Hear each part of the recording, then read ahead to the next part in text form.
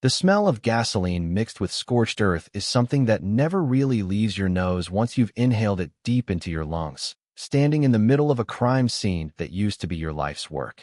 I'm standing here, boots sinking into the mud of what was once 40 acres of the most pristine, genetically unique heritage corn in the Midwest, looking at stalks that have been snapped like toothpicks and blackened by fire. If you were driving past my farm in Mercer County, you might think some kids had a bonfire gone wrong, or maybe a lightning strike got lucky. But the truth is so much darker, so much stranger, and honestly, so much more expensive than you could ever imagine. See, the person who did this, my neighbor from hell, the self-appointed queen of the Oak Creek Estates HOA, didn't just burn down some weekend gardener's hobby patch. She committed an act of agricultural terrorism on a federally insured research project worth more than her entire bloodline combined. She thought she was teaching a stubborn farmer a lesson about property values, but she didn't know that every single stock she touched was insured for over $2 million.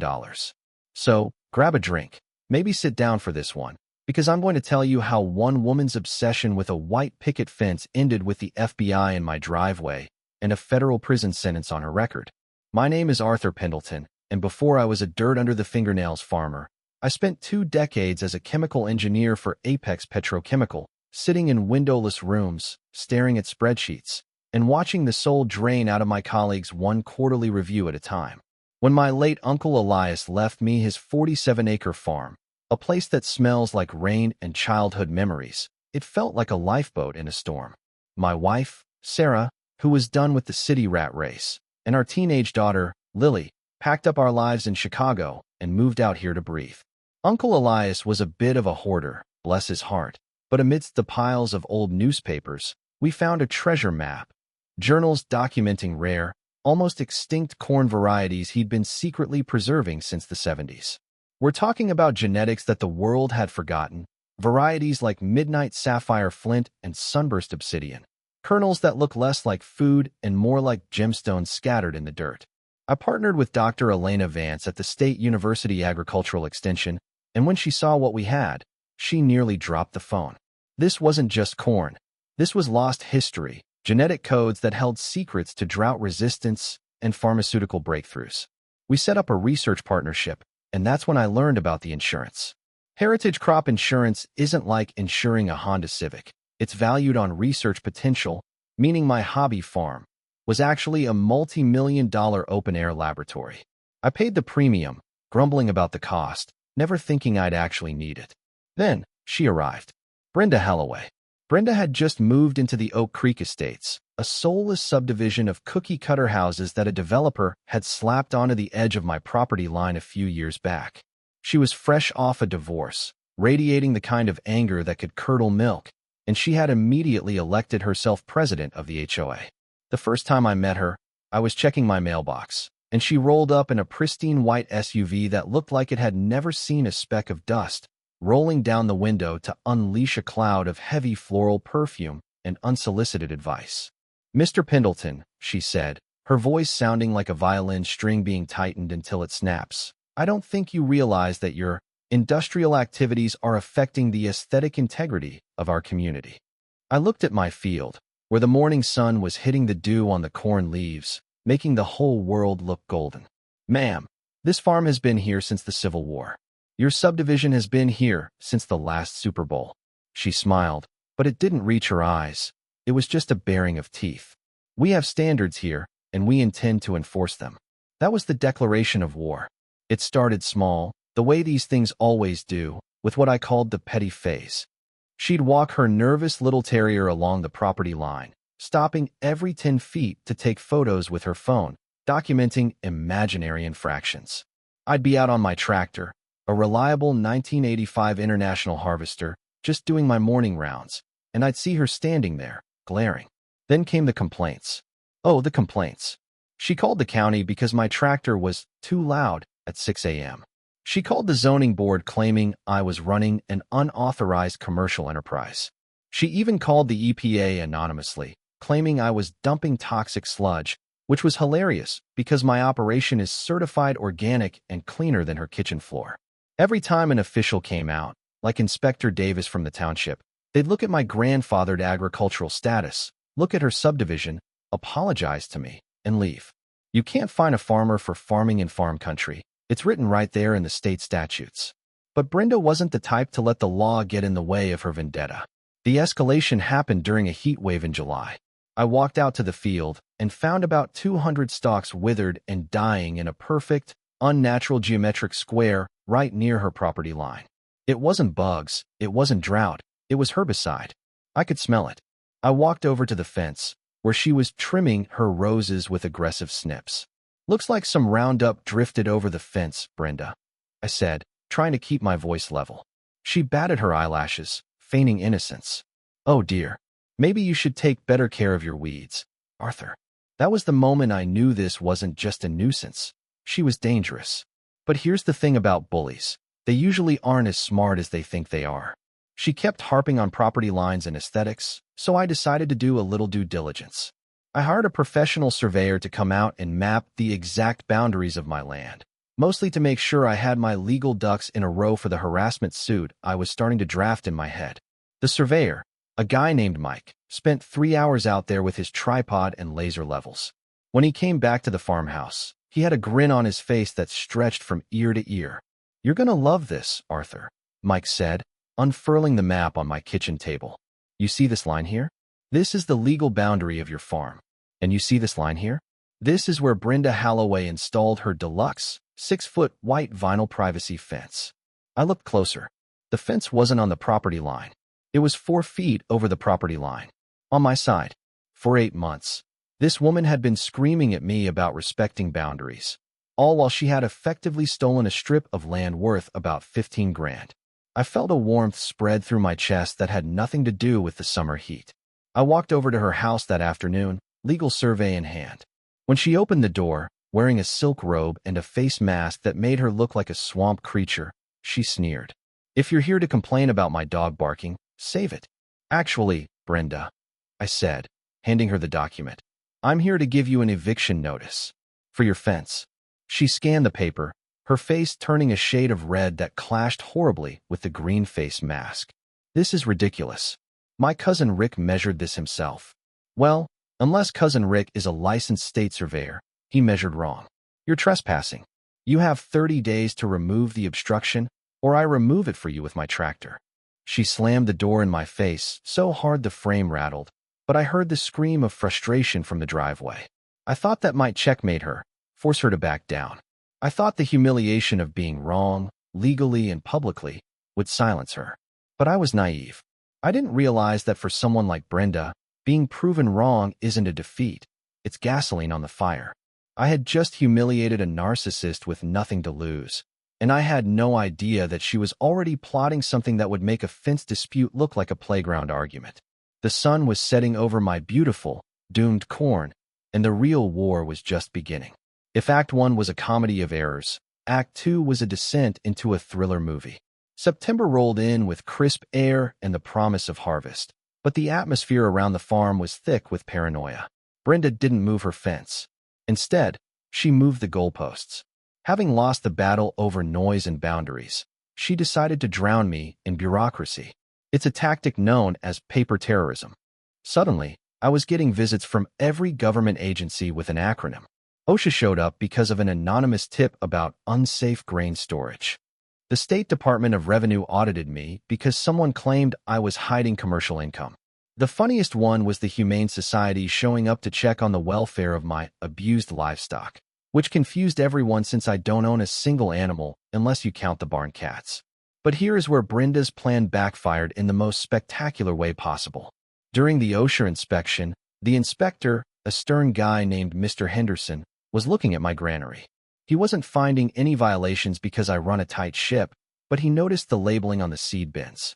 "Midnight Sapphire Flint," he asked, raising an eyebrow. "I haven't seen this variety since I was in grad school." We got to talking, and he realized exactly what I was preserving. Instead of fining me, Mr. Henderson put me in touch with a contact at the USDA. 2 weeks later, instead of being shut down, my farm was awarded a federal heritage preservation grant.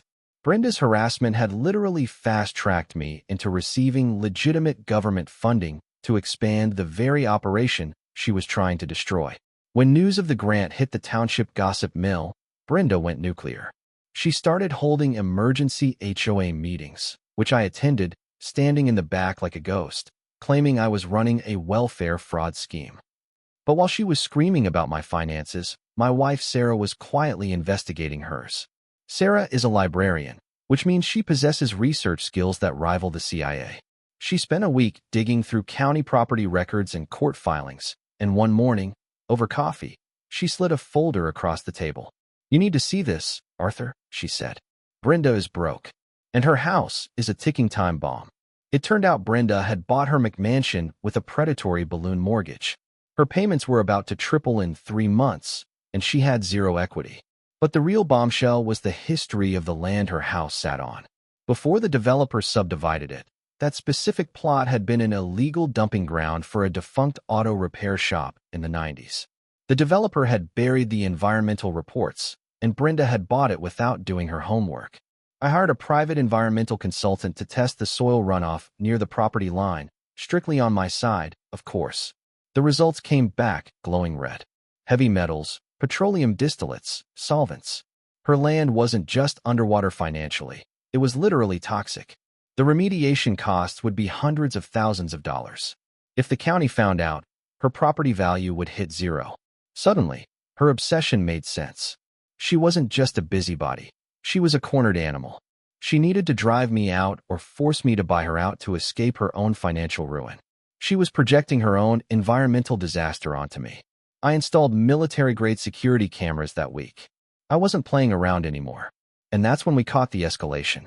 It started with the bugs. In late October, my night vision cameras picked up a figure in a dark hoodie walking the fence line, shaking a jar over my stalks. The next day, Dr. Vance came out to inspect. She found European corn borers, an invasive species that can decimate a crop in days.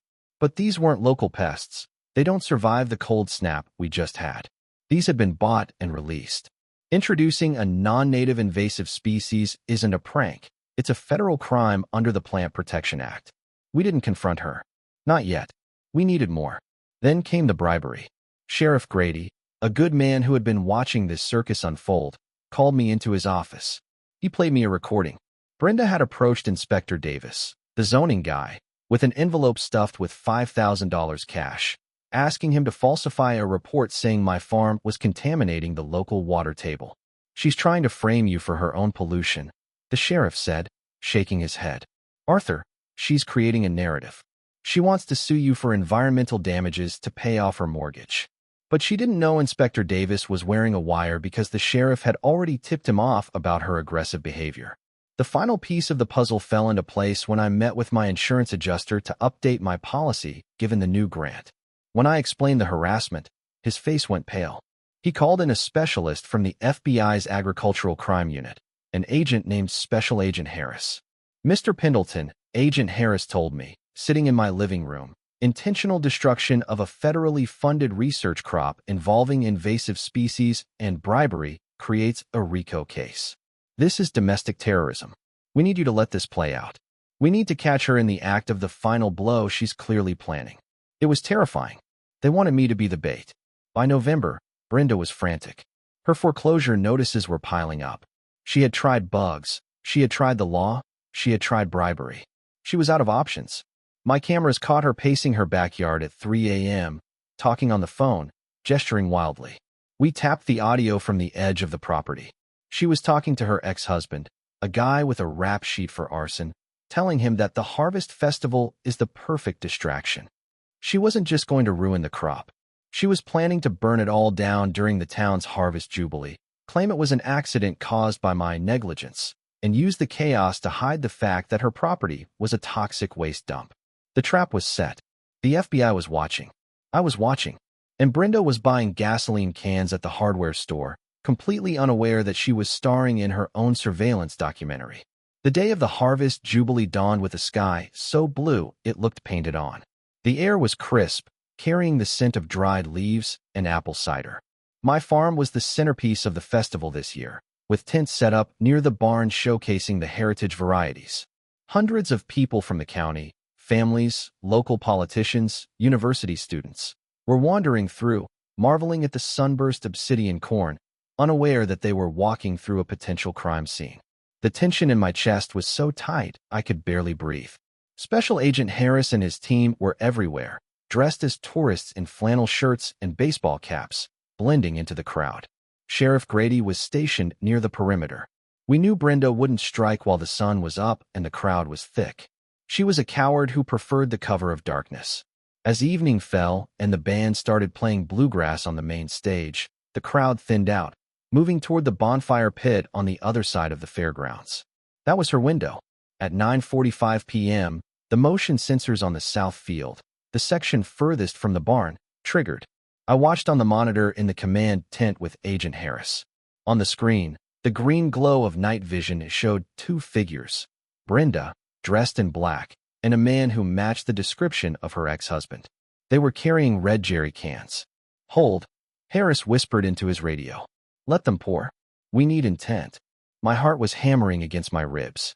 They were dousing the perimeter of the field, splashing gasoline on stalks that represented 3 years of my life and millions in research. Then, Brenda struck a flare. "Go, go, go." The flare hit the ground, and a wall of fire whooshed up, orange and angry against the night sky. In seconds, floodlights from concealed FBI positions blinded them. Sirens wailed from every direction, drowning out the bluegrass music. Federal agents dropped to the ground. It was over in seconds. The fire department, staged just down the road, had the flames out before they consumed more than a dozen stalks. Brenda was dragged out of the mud, screaming, her designer boots ruined, handcuffs glinting in the strobe lights. But here is the twist, the moment that felt like a movie script written by karma itself. Because she had been bailed out the next morning, pending the federal terrorism charges, she actually showed up at the town hall meeting 2 days later. She marched in, eyes hidden behind sunglasses, trying to control the narrative one last time. She grabbed the microphone during the public comment section, interrupting Dr. Vance. "You are all being lied to," she shrieked, her voice cracking. "That farmer is poisoning us. He set that fire to hide his toxic chemicals. I am the victim here." The room went dead silent. And then, Agent Harris stepped out from the side of the stage. He didn't say a word. He just played the audio recording from the wiretap on the speakers. "Burn the whole thing down, Dwight. If his operation is gone, the property value drops, and I can claim his runoff ruined my land. We split the insurance money." Brenda's voice, clear as a bell, echoed through the hall. The color drained from her face until she looked like a ghost. The silence in the room broke, replaced by a collective gasp, and then a slow, rising murmur of anger. The community she tried to manipulate, the neighbors she had harassed, they all turned on her. It wasn't a mob, it was worse. It was a community shunning. She was utterly alone. The gavel fell hard. The trial was a slaughter. The charges were a laundry list: arson, conspiracy to commit domestic terrorism, insurance fraud, environmental tampering, and bribery of a public official. Because the corn was a federally funded research project, the sentencing guidelines were severe. Brenda Holloway was sentenced to 18 years in federal prison. Her assets were seized to pay restitution. And the best part? Her toxic property was forfeited to the state. My research grant was expanded to include a new pilot program. Using my specific heritage corn varieties for phytoremediation, using plants to clean up toxic soil. We planted my corn on her land, and over the next few years, the very crop she tried to destroy cleaned up the mess she tried to hide. Today, the Oak Creek Estates has a new HOA president, a nice guy named Steve who grows tomatoes. My daughter Lily is studying agricultural genetics at the university on a scholarship funded by the restitution money. The farm is thriving, a hub for scientists and students from all over the world. But sometimes, when the wind blows right, I look at that property line and I wonder. We treat property like it's just dirt and grass, but it's really about control. Brenda wanted to control her world so badly, she was willing to burn mine down. She thought she was the hero of her own story, defending her suburban castle from the barbarian at the gate. It makes you ask the question, doesn't it? At what point does protecting your investment turn into losing your humanity? And in a world where everyone is obsessed with curb appeal and property values, who are the real weeds? The plants growing in the dirt, or the people willing to destroy them for a slightly better view? Let me know what you think in the comments. Was 18 years enough, or did she get off easy? Don't forget to like and subscribe for more stories from the harvest. Stay safe out there, folks.